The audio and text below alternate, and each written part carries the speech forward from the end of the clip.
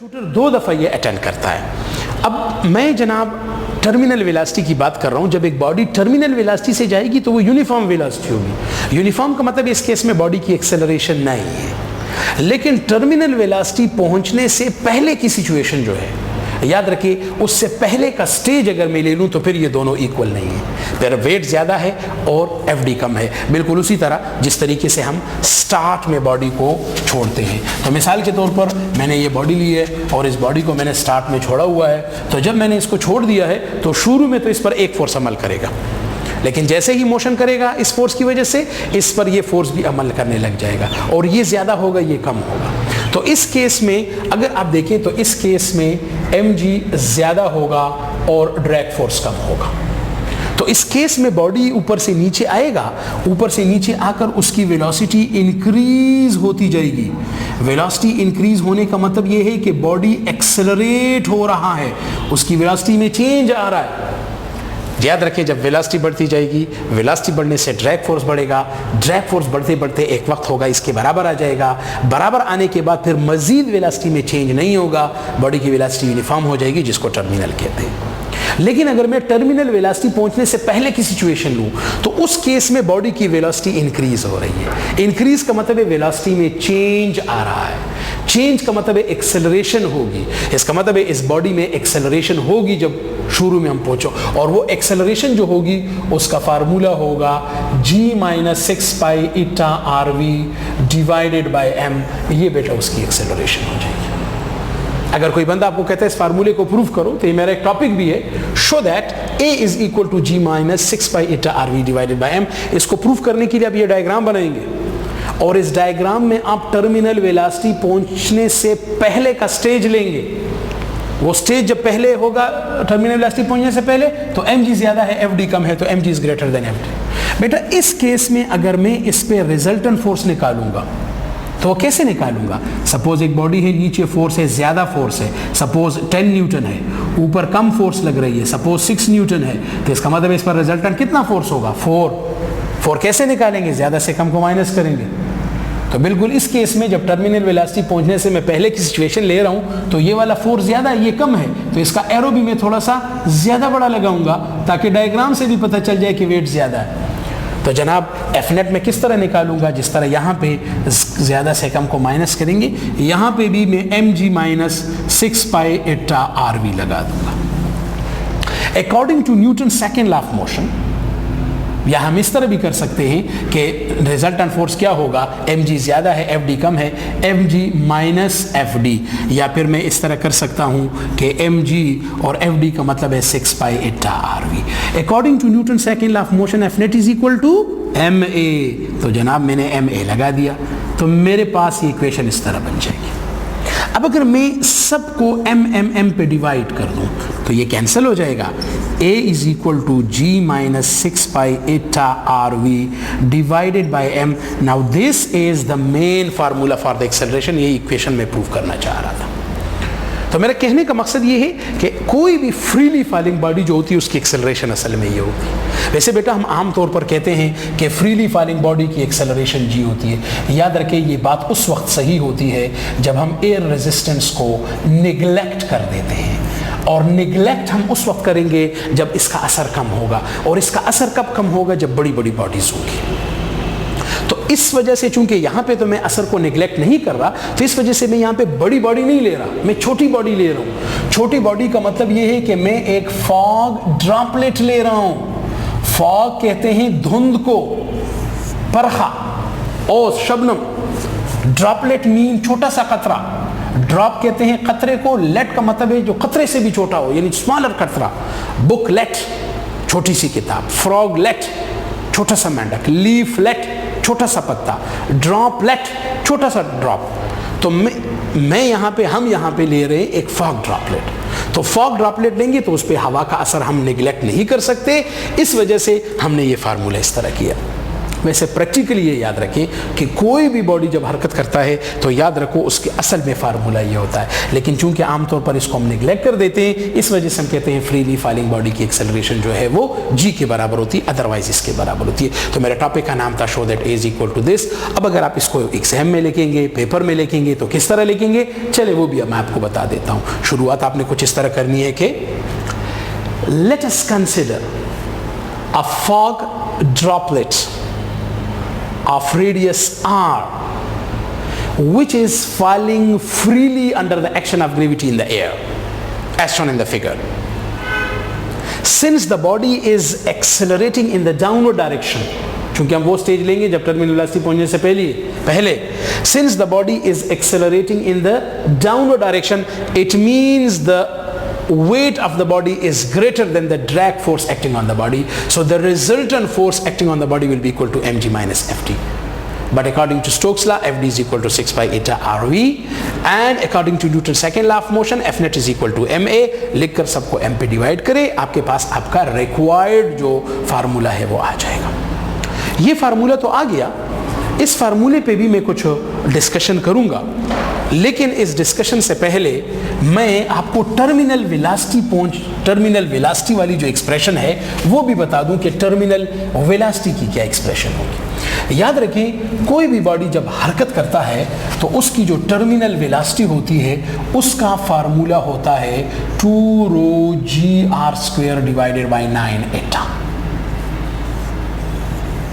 इस फार्मूले को मैं प्रूव करना चाह रहा हूं, तो मेरा टॉपिक का नाम है show that terminal velocity is equal to 2 rho g r square divided by 9 eta. इसको प्रूव करने के लिए बेटा अगेन आप ये सिचुएशन लोगे, लेकिन आप टर्मिनल वेलोसिटी की बात कर रहे हो, इसका मतलब ये कि आप वो सिचुएशन लोगे जब बॉडी टर्मिनल वेलोसिटी हासिल कर चुका है। टर्मिनल वेलोसिटी कब हासिल करेगा, जब ये वेट और ये mg दोनों आपस में इक्वल हो जाएंगे। जब दोनों इक्वल होंगे, जिस तरीके से शुरू में मैंने कहा था कि ये शुरू में ज्यादा था, ये कम था, इसी की वजह से हरकत स्टार्ट हो गया, वेलोसिटी बढ़ती गई, वेलोसिटी बढ़ने से ड्रैग फोर्स बढ़ता गया, ड्रैग फोर्स और ये बराबर हो गया। अब बॉडी की वेलोसिटी मजीद नहीं बढ़ेगी, वेलोसिटी में चेंज नहीं होगा, वेलोसिटी यूनिफॉर्म रहेगी, इसी को हम टर्मिनल वेलोसिटी कहते हैं। तो मैं जब टर्मिनल वेलोसिटी को प्रूव करना चाहता हूं तो मैं वो सिचुएशन लूंगा जो टर्मिनल वेलोसिटी पहुंचने के बाद की है, तो उस केस में फिर दोनों बराबर होंगे। जब दोनों बराबर होंगे तो मैं ये कह सकता हूं कि 6 pi eta rv is equal to mg। मैं डायरेक्ट भी इस तरह कह सकता हूं, अदरवाइज मैं इसमें भी कर सकता हूं। आप इसमें जाहिर है जब बॉडी टर्मिनल वेलोसिटी से पहुंच रहा है तो टर्मिनल वेलोसिटी का मतलब ये है कि अब वेलोसिटी में चेंज नहीं है, एक्सेलरेशन जीरो है, तो आप इसी में एक्सेलरेशन जीरो लगा दो। चलो, जब एक्सेलरेशन जीरो लगा दोगे तो g minus 6 pi eta rv divided by m हो जाएगा, ये माइनस इधर आकर प्लस हो जाएगा, तो 6 pi eta rv divided by m is equal to g आ जाएगा, ये m उधर जाकर mg बन जाएगा। वही फार्मूला बन गया जो मैंने यहाँ, तो आपकी अपनी मर्जी है, अगर आपको ये फार्मूला याद है इसमें a0 लगा दो, अगर ये याद नहीं है तो डायरेक्ट कह दो, चूंकि दोनों इक्वल हैं तो दोनों को मैंने इक्वेट कर दिया है। अब यहाँ पे वेलोसिटी जो है वो टर्मिनल है, क्योंकि बॉडी यूनिफॉर्म वेलोसिटी, यहाँ से मैं टर्मिनल वेलोसिटी ले रहा हूँ, तो टर्मिनल वेलोसिटी का फार्मूला होगा mg divided by 6 pi eta rv। अब इस केस में 6 पाई एटा r। अब इस केस में m से क्या मुराद है, m से मुराद है मास ऑफ द ऑब्जेक्ट। तो जो अगर हम मास मालूम करना चाहते हैं तो हमें ये पता है कि मास का फार्मूला होता है डेंसिटी इनटू वॉल्यूम। मास किसका है, इस बॉडी का, तो डेंसिटी भी किसकी होगी, इसकी होगी, वॉल्यूम भी किसका होगा, इसका होगा। जनाब ये एक गोला है, स्फेरिकल शेप है, स्फेरिकल शेप का वॉल्यूम 4/3 पाई आर क्यूब है।